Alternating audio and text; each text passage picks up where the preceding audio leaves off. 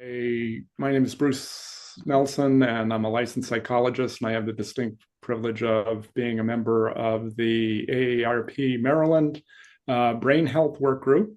They have been providing interviews over the last several years with subject matter experts in the area of brain health, covering topics ranging from sleep behavior, diet and nutrition, exercise, quality relationships, mental health issues, and an assortment of things that you can find online at our internet site.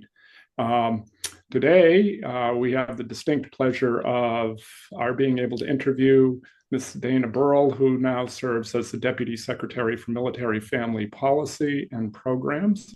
And she provides a range of services that are helpful to veterans and their family members. And some of the information that she's going to share will be listed as resources at the end of the session and also will be available on our website.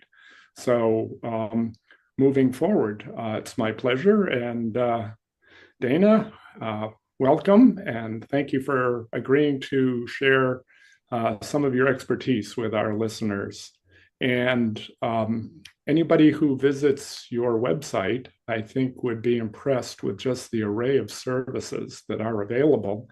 And I hope this is an opportunity for some of our veterans that reside in Maryland and their family members to learn what is offered. So, for starters, let's have you just kind of highlight some of the areas that your organization provides to our veterans. Sure. Well, absolutely. Thank you so much, Bruce, and the entire AARP Maryland chapter team for the opportunity to join you today. Our department, the Department of Veterans and Military Families, was established in 1999. We changed our name to be more inclusive of military families last year because we recognize, and especially our secretary, Tony Woods, recognized that our caregivers, our spouses, our survivors, and our military children serve too. We primarily have a service mission to ensure that our veterans, service members, and families are supported through their various life transitions. And we do that through a number of different programs.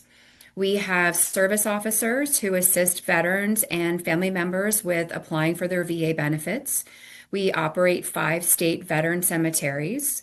We operate Charlotte Hall Veterans Home, which is an assisted living and skilled nursing home in Southern Maryland. We operate a women veterans inclusion program. We also operate the Maryland Veterans Trust Fund, which is a 501(c)(3) operated by our department that assists veterans and their families who are experiencing temporary financial difficulties. And just launched in 23 a new program in our department that I lead, Maryland Joins Forces. Through initiatives like Maryland Joins Forces, we are collaborating across the public and private sector to reach more veterans, more service members, and families in a variety of settings, not just in our offices, but also in our neighborhoods and communities. Since 2020, we've also served as the state's co-lead to our participation in the VA and Substance Abuse and Mental Health Services Administration's Governor's Challenge to prevent suicide amongst service members, veterans, and their families. We're doing a whole lot of things under the umbrella of the Governor's Challenge to include training on lethal means safety, encouraging organizations to screen for military service as an upstream suicide prevention strategy, as well as a lot of other things to improve the overall health and wellness of our veteran service members and families. Yeah. And you highlighted something very important, and maybe you could comment even a little more on it. In addition to the services that are provided internally by your organization, you did mention there is also regular coordination of services with other agencies, both state and federal. And just kind of, was there any other organizations that you want to make sure you kind of include so that our listeners can be aware that you may serve a role in helping to coordinate care? Sure, absolutely. So, since 2017, we have led the Veterans Services Specialist Program in state government. That is a program that consists now of veteran liaisons across all state agencies, and we coordinate services by providing training to our various state agencies on what those agencies have to offer to veterans and military families. And then we also provide training to veteran liaisons on what the U.S. Department of Veterans Affairs is doing to support our military connected community as well. So as we call it, the VSS program, it has just been a phenomenal program, and it has allowed us to strengthen our coordination of services and care for our military connected community here in the state. Yeah. And that's really good stuff and very much appreciated. And I kind of want to also move into May is Mental Health Month. And I know that a number of the veterans and family members and caregivers seek out your services to assist with emerging mental health problems that may come up. So I guess I just wanted to also highlight any and all coordination to address patients that might have an emerging diagnosis of PTSD or depression or suicidal. And we'll get into that a little more deeply as we go further into the discussion. But any initial comments you want to make on mental health? Sure, absolutely. So, as you mentioned, May is Mental Health Awareness Month, and this fall we'll be doing a lot of raising awareness during September Suicide Prevention Awareness Month as well. But I will say that our department has enjoyed a very, very strong working relationship with our federal VA partners, from social workers to the mental health clinics to the PTSD clinic, et cetera, and ensuring that when we are receiving calls from veterans and concerned loved ones, that we are able to provide those warm handoffs that are necessary to ensure seamless transition into care. The other thing, too, by way of our Maryland Joins Forces initiative, we are partnering with organizations like the Stephen A. Cohen Clinic to ensure that for military family members or veterans that for a variety of reasons, may not want to choose VA for their mental health care. We have resources available to support them, like the Cohen Clinic, as well as, upstream, as we call them, suicide prevention, organizations that are doing a lot of community building. Organizations like Blue Star Families, the Elizabeth Dole Foundation, just ensuring that we're raising awareness of the services that they have available as well, when there may or may not be an existing mental health issue, to ensure that we are doing the things to mitigate risk and prevent mental health crises from surfacing. Yeah. And myself, having provided direct care to veterans with mental health issues during my career, as you are aware, it's nice that alternative agencies and resources are available because, as we know, a lot of times there's apprehension on the part of people struggling with mental health symptoms to reach out. And so I guess what has your agency done to try to assist those who might be kind of struggling with the stigma of asking for help or not really knowing how to reach out or just feeling uncomfortable with the whole idea of talking about stuff that's very personal? Sure, sure. So we know that each year since 2001, more than 6,000 veterans have died by suicide. That has actually surpassed the number of U.S. service personnel killed in combat during the same period. This is an alarming statistic, something that we need to ensure that we are being responsive to, that we are being coordinated and comprehensive in our response. We recognize and understand that some veterans living in our communities might feel uncertain, might feel anxious about seeking help for a whole variety of reasons, especially around the invisible wounds of war, things like post-traumatic stress disorder, depression, anxiety. And what we've really tried to do across the state, primarily through our governor's challenge work, is to educate organizations on military culture, on the experience of military service, on the things that veterans want us as civilians and community members to know, to hopefully reduce the stigma and to reduce that fear that an individual might feel that, if they reach out for help, that they're going to be judged.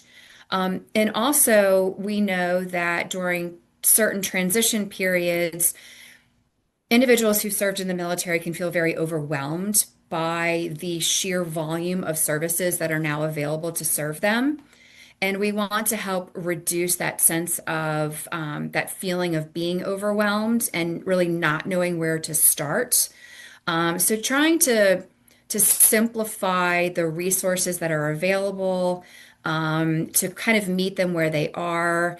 And also, too, by encouraging organizations that are serving the community at large to screen for military service, to encourage them to develop an understanding that it's important to know the whole person. And the only way that you can do that is by asking screening questions to include, have you or a loved one ever served in the military? And encouraging those providers to do it in a non-judgmental way that will improve screening and strengthen pathways that exist for making referrals to resources that would be beneficial to that individual that might be struggling. Excellent. I want to turn to yet another mental health concern that is not unique to veterans, as it's quite a large issue in the general population as well. But let's talk a little bit about substance abuse concerns and addiction. We know that some veterans suffer injuries as a result of their military service. Sometimes they're prescribed pain medications that can sometimes make them susceptible to addiction. In our discussions earlier, we're aware that your agency also coordinates services with the Maryland Opioid Overdose Resources Advisory Council, very important area, and I'd be helpful to provide some details and elaborate a little bit about how and where services are available. Sure.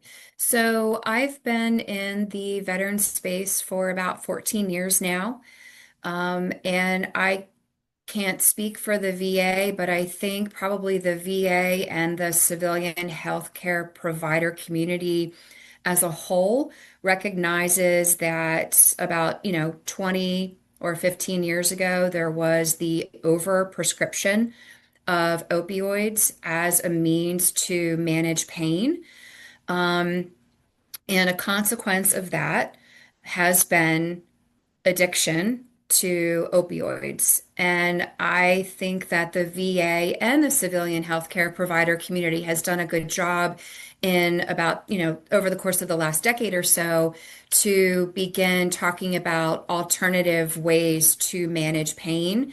And there we have seen a reduction in the prescribing of opioids for pain management. We know that some veterans, like I said, as a result of being prescribed those opioids, have found themselves faced with opioid use disorders, overuse, misuse, after being prescribed this pain medication. There was a recent report that was published by the Maryland's Office of Overdose Response that indicated that the majority of veterans in the state of Maryland who die by accidental overdose were over the age of 65, died at home, and it was a situation where naloxone was not distributed. The good news is that in their most recent report that was published last year, we have seen as a community a little over a 6% reduction in opioid overdose deaths. But with that said, we have work to do. We have in our suicide prevention work ensured that when we are facilitating training, that we are educating on the importance of naloxone, and we are providing education on how to distribute naloxone. I'm a firm believer that everyone, regardless of there is a concern in your family related to addiction, that everyone in our community should have naloxone in their home. I have naloxone in my home because you just simply never know what could happen. So we have been working, like I said, very, very hard to educate on naloxone, the value in having access to it, how to distribute it, how to administer it, and raising awareness of, what is out there in the community when it comes to treatment options and family support. And you just shared a lot of details, so I will repeat what I said at the beginning, and that is some of these resources will be listed on our website and at the end of today's interview. So thank you. That's covered a lot of ground there, and I'm sure providing great service and help to the community. We all know too that veterans disproportionately represented in suicides in this country. And so, according to the American Foundation for Suicide Prevention, it's been estimated that one suicide directly and personally affects 135 people.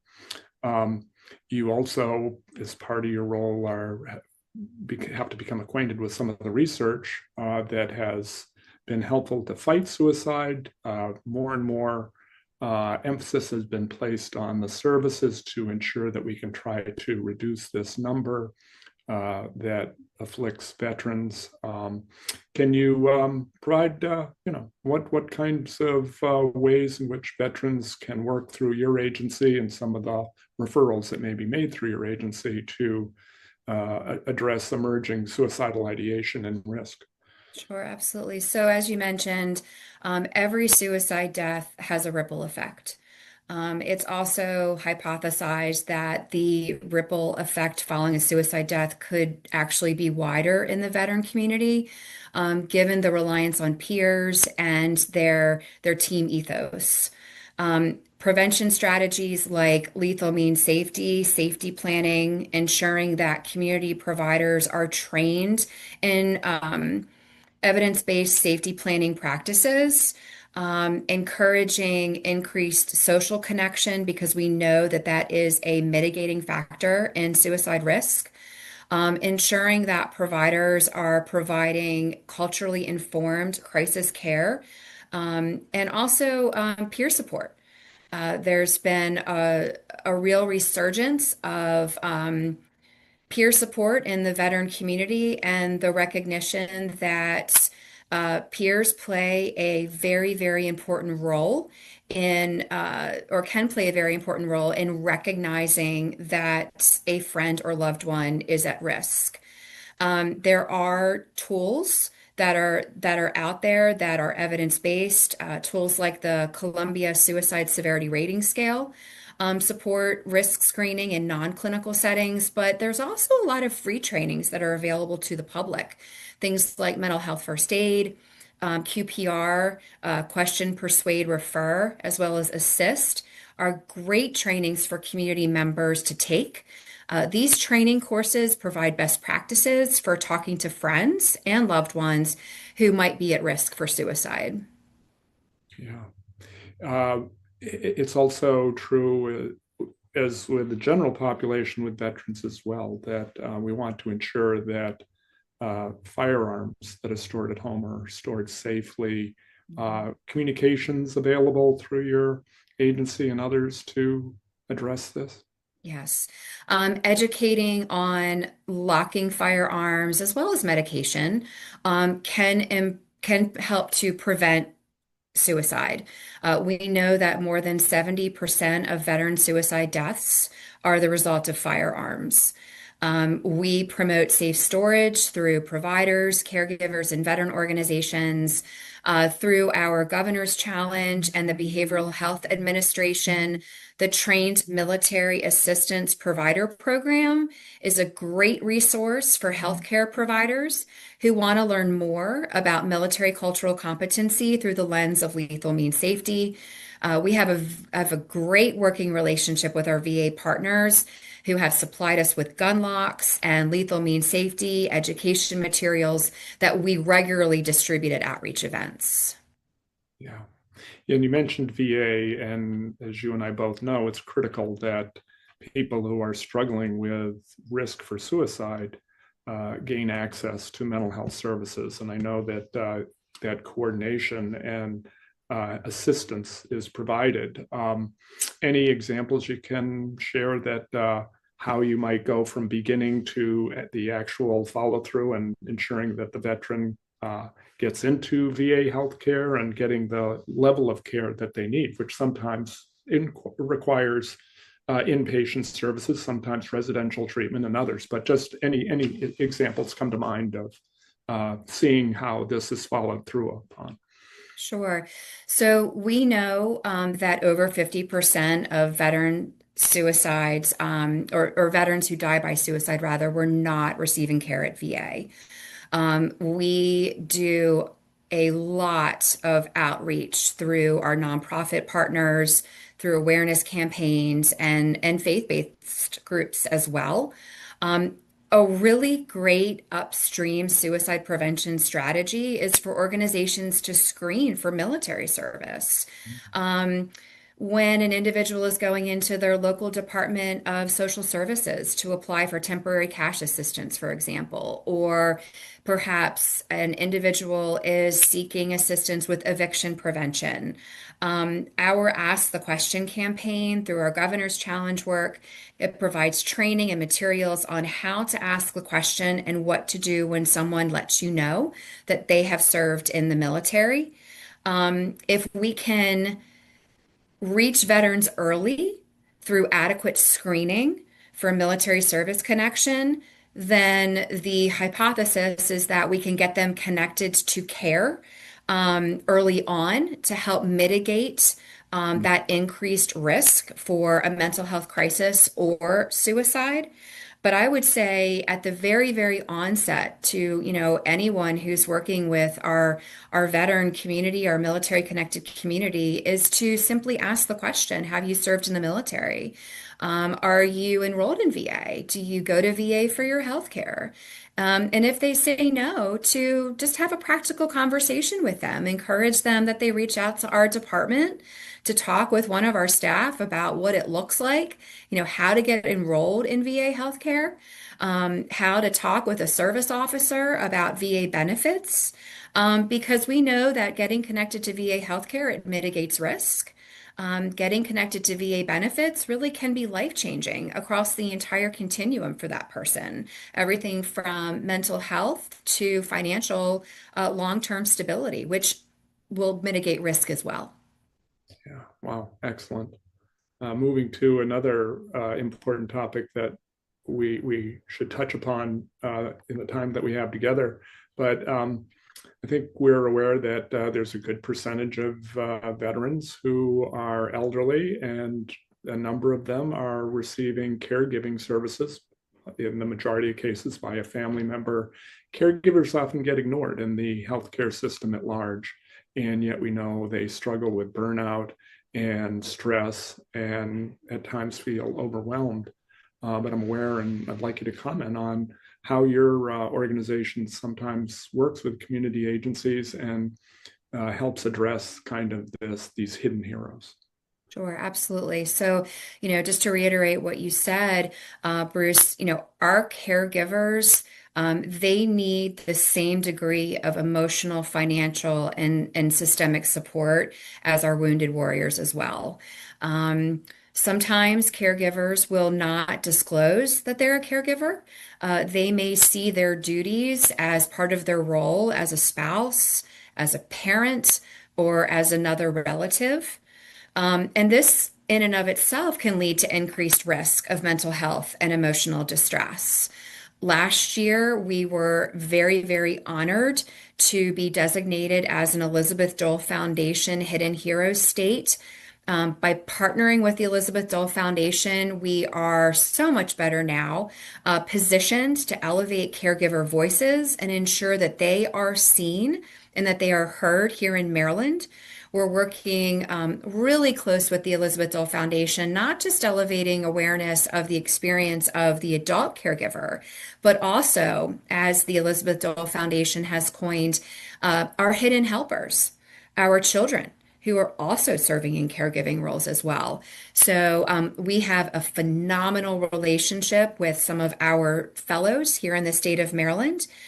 We facilitated a webinar last fall. We're going to be doing more messaging, and actually, as part of our Maryland Joins Forces initiative, are about to, here in the next couple of months, to launch a first ever military and veteran caregiver advisory council within the department. So really, really excited at the renewed sense of attention to be paid for this very, very important community. Well, that sounds just excellent. Um, I want to give you the chance. I know that we had decided to highlight some very key topics during the course of this interview, but there may have been some that we just didn't touch upon. And given the wide array of services, I'd like you to provide the listeners with things that you feel are important to share that I didn't ask you directly. Sure. I think one of the most important key takeaways that I would like listeners to leave with is, and as I'm saying this, I encourage them to pull out their phones and to save three numbers in their list of contacts. And those three numbers are 988. Several years ago, the National Suicide Prevention Lifeline was shortened because the nation recognized that that number was a little long. And just like we have all ingrained 911 into our minds, we needed a shorter lifeline that folks could call and loved ones could call if they recognized a loved one might be at risk. Again, that number is 988. When an individual calls 988, they are asked if they are military or veteran connected, and they can then press 1. From there, they're taken to the Military and Veterans Crisis Line that connects them with responders who most of which are veterans or military family members themselves. This is a line that is confidential. You do not have to be enrolled in VA to receive support. There are also text and chat options 24/7. You can call the number, you can text, you can chat 24 hours a day, 7 days a week. The text line is 838-255. Again, I just encourage everyone hearing this, pull your phone out and add that into your contacts. Mental health is as vital as physical health. Seeking help is a sign of strength. Every veteran and military member, service member, family member, they deserve care or support, and they also deserve hope. And I encourage everyone listening to this to know the resources, learn the resources, help us spread the word, and remember that no one is alone as they move along this path, that there are services, resources, and people here to support them. Very well said, and so important. And that also leads me to repeat again that your department and other departments as well, such as the Federal Department of Veterans Affairs, the AARP office, the Substance Abuse and Mental Health Services, SAMHSA, and other phone numbers and internet links will be provided on our internet site as a part of this discussion. And I hope that people give themselves a benefit of visiting your website and checking it out, because it's impressive, the array of things that you offer. Okay, final last words. I just would like to thank your entire team at AARP for the opportunity to join you today. We have enjoyed a very strong working relationship, and I look forward to continuing that. And again, just to reiterate, every resource that is shared following this webinar today, please take note of those resources and share them. Well, I'd like to personally thank you myself and on behalf of the team for the contribution you make to our community out there. It's critical, and wishing you much success going forward. So thank you very much and have a good Thank day. you.